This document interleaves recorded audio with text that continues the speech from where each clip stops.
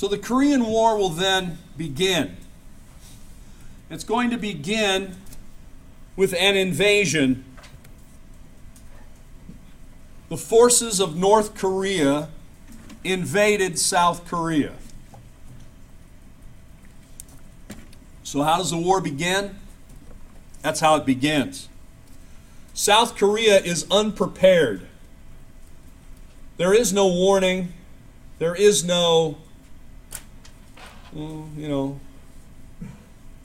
let's sit down and talk. It's just they have massed troops. They are well armed because of weapons that have come from the Soviet Union through China. They are led by communists. And so they invade on June 25th, 1950. North Korea crosses the 38th parallel and invades South Korea. Of course, this catches everybody off guard. They didn't expect this to happen. Certainly not at that time.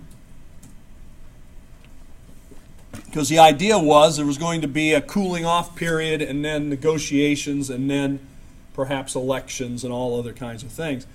That just didn't happen. The North says, look, we don't accept this boundary. This is our Korea. Korea belongs to us. They just move across. Truman then, of course, remember, he has already, many people's eyes, lost China to communists because he didn't help Chiang Kai-shek. And now the communists are advancing in Korea. And so he sends the U.S. Navy, the U.S. Air Force to support the South Korean military. The United Nations calls upon its members to resist the invasion. Remember, the United Nations had just formed, 1949, I guess it was, 1948. And so this is a real test of the United Nations now. And so there is a coalition of forces, including Australians and British and New Zealanders, to some extent. They get involved in this. Obviously, the main force is the United States. The UN forces are under a familiar name. General Douglas MacArthur. Now, I don't know how much you know about General Douglas MacArthur. Very interesting guy.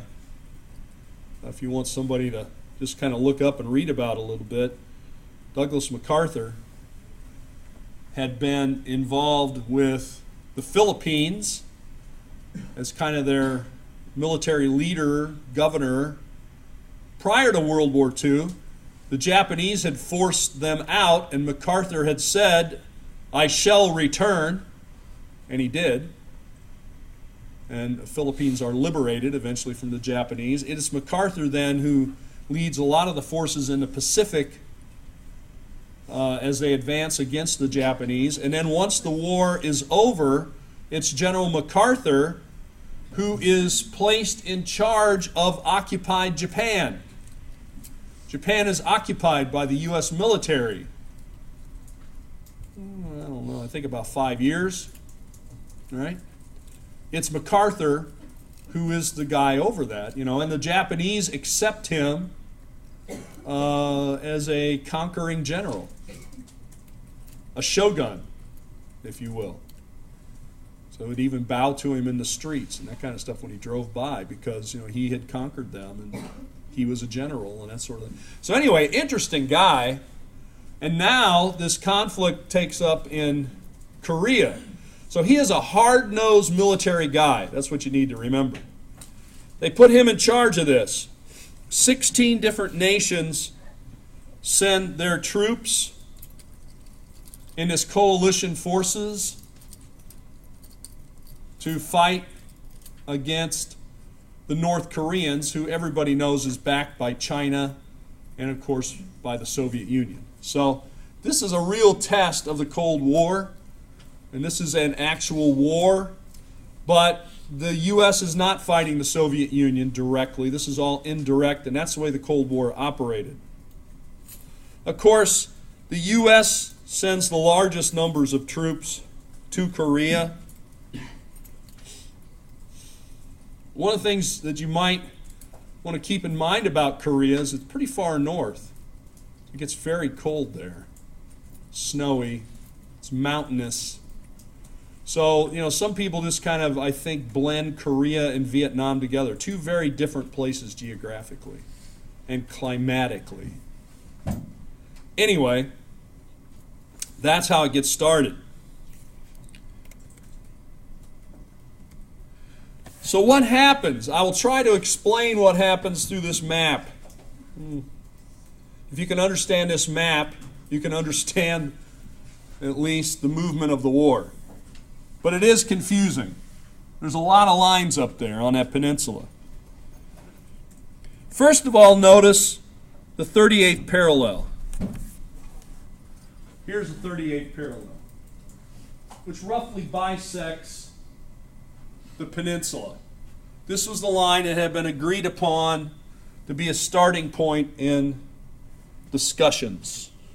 Right? Now, when the North Koreans begin their advance, they go across the 38th parallel. They move southward. And they move further southward until they have almost the entire peninsula. Do you see that? All the way down into that southeast corner by Pusan. You see that? Way down at the bottom there? Pusan. That is, let's see if I can get my pointer thing out here. If I can find it quickly. At any rate, that's how quickly they move. And they did that. There we go. There's Pusan right there. Down in that corner right there. So they start up here, and they quickly move down to here. Remember, they started in June. By September, they control almost the entire peninsula. That's pretty fast. Now, it takes about that long for the U.S. to really get going on this and the other forces to get organized. Then what happens is they'll actually decide to lead an assault on Incheon. You see it there? Incheon, which is close to Seoul. The capital of South Korea is very close to the border with North Korea. So they decide to make an amphibious assault on Incheon and push towards Seoul, and then from there try to push the two forces, push them back to the north. They do that, and they begin to push them back to the north until they're just way up here in the north. Way up in the north here. Just right on the border with China. So there's just a couple of pockets of territory up here along the Chinese border. And MacArthur requested to actually send airstrikes and troops into China because the North Koreans were being supplied by China, and in fact, here's what happens. Chinese troops were joining the Korean troops in this battle. Now, what the Chinese said was, no, we're not involved in this war, but our soldiers have volunteered to serve in the North Korean army or whatever because they feel a camaraderie with their North Korean brothers or whatever. And so MacArthur knew if he was ever going to finally defeat them, he would have to make some forays, some attacks at least across the river here, the Yalu River in the north. Truman would not let him. Truman did not want to get involved in a broader war against China. That being the case, when the Chinese forces join in, they push all the way back to here. So there's a lot of movement here in about, I don't know, let's say less than 2 years. 18 months. You go from the north all the way down to the south, all the way up to the north, all the way down to here, and then back up to here. Excuse me. So we see then finally the truce line. See this curvy line here? That's the final truce, and that today is the border between the north and the south. Pretty much back to where it started. Not, I guess the south did gain a little territory here, and the north gained a little territory here. And so that has been the border or the line, the demilitarized zone, since, now for 66 years.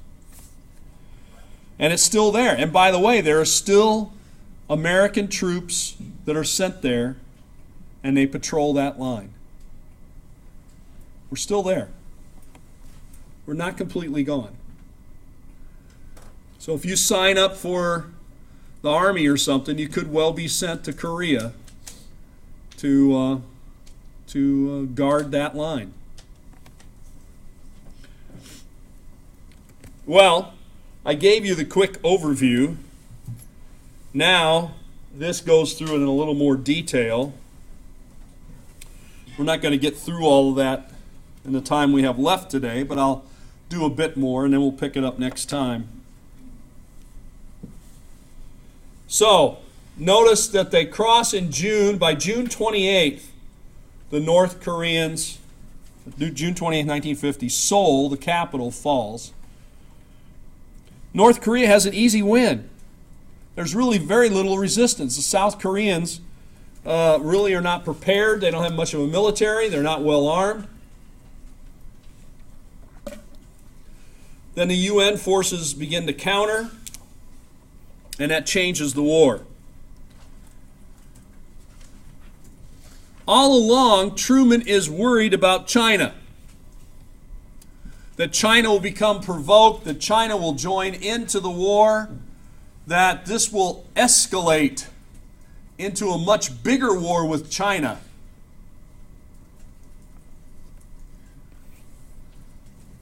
There were a lot of military generals who weren't all that pleased with the outcome of World War II. I mean, they were pleased that we had defeated Nazi Germany. However, they said, we haven't really finished our job. We should push the Soviets out of Eastern Europe. People like Patton and others said, we got all our forces here. We're mobilized. We got all the weaponry here. Let's just push the Soviets back into the Soviet Union, and let's liberate Eastern Europe from communist control. Thwarted by the politicians, especially Truman and others, who did not have the will to continue to fight. So too here. There really wasn't the will to stop the communist Chinese. Chiang Kai-shek at the end of World War II. We don't want to get involved in another war. So the communists take over China. Here in North Korea, the fear was that this would escalate into a broader war. And when MacArthur wanted to push forces into the bordering areas of China, Truman said absolutely not. Well, you can choose your side which way it should have gone or how it would have gone. We can't play that what if. But what we do know is the fear over China being provoked leads to a big disagreement between General MacArthur and President Truman. Now remember, President Truman had taken power taken over power when Roosevelt died, and he was a sort of a first-term vice president. So he wasn't that well known by people when he took over. He was then elected in 48 to be president. But I think MacArthur was far better known, better respected, I suppose, better, by many people than Truman, just because he was a war hero and had done so much. So when MacArthur disagrees and most of North Korea is captured, this was tough for